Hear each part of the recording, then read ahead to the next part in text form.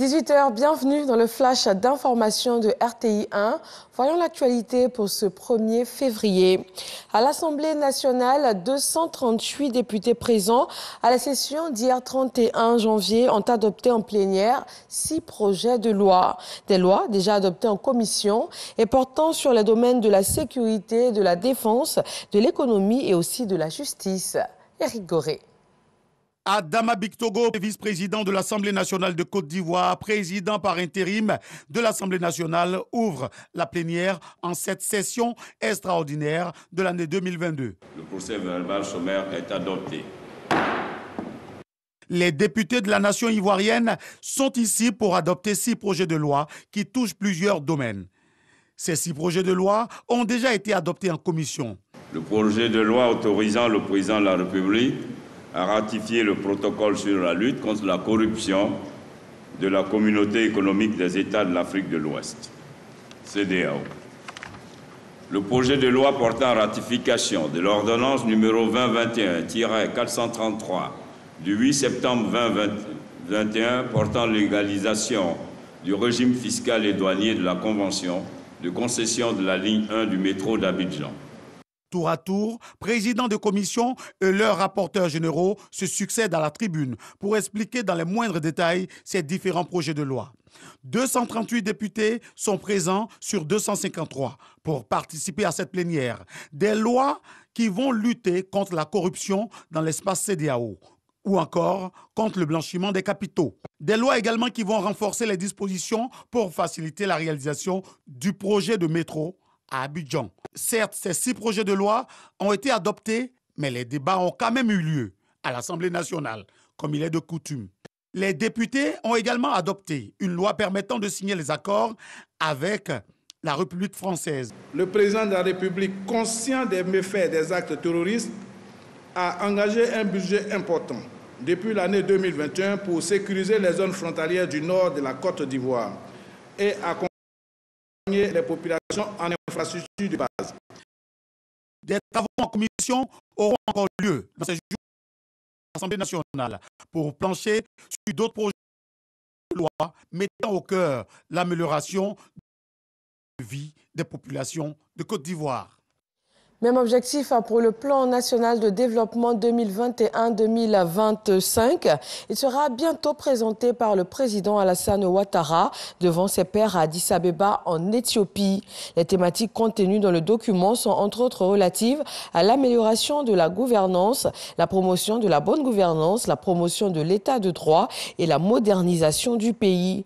Les ministères et institutions de la République ont travaillé à sa révision avant donc la dernière validation par le chef de l'État. Campagne 2022 de commercialisation de l'ANACAD. Le gouvernement a fixé à 305 francs CFA le prix plancher obligatoire borchon du kilogramme de cajou. Le défi majeur sera de consolider la place de leader mondial de la production qu'occupe la Côte d'Ivoire. Mais comment se préparent les acteurs à aborder cette nouvelle saison? Nos équipes sont allées dans la région du Gontougo, l'une des zones de production les plus prolifiques du pays. Là-bas, les acteurs misent sur la qualité des noix pour espérer tirer profit de cette nouvelle campagne. Cependant, ils redoutent la fuite des produits vers les pays limitrophes. Le secrétaire général de l'ONU a réclamé dans un communiqué l'arrêt immédiat des combats à Bissau et le plein respect des institutions démocratiques du pays. Antonio Guterres se dit profondément préoccupé par les informations sur des combats intenses sur place. Des tirs nourris ont en effet été entendus ce mardi après-midi dans le secteur du palais de la présidence pendant un conseil des ministres dans la capitale bissau-guinéenne. Des cordons armés ont été déployés autour de certains bâtiments officiels. Pour l'instant, on ne connaît pas les intentions des assaillants ni le sort du président.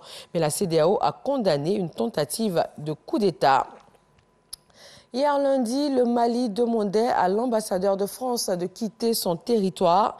Aujourd'hui, le ministre français des Affaires étrangères, Jean-Yves Le Drian, a souhaité que la France continue la lutte contre les groupes djihadistes au Sahel avec les autres pays de la région.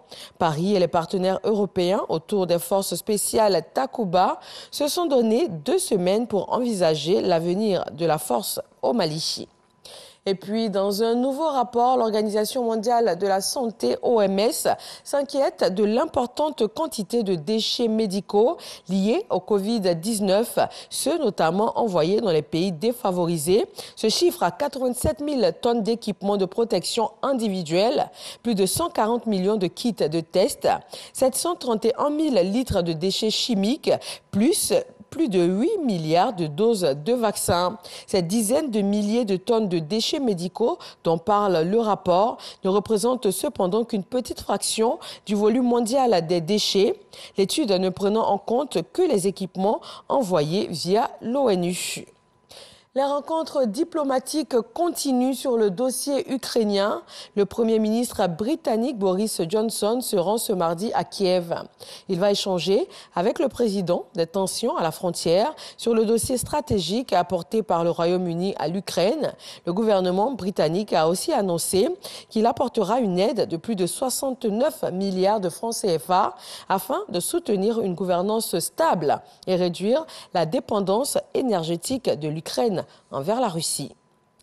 Merci de rester avec nous sur RTI 1. Je vous retrouve à 20h.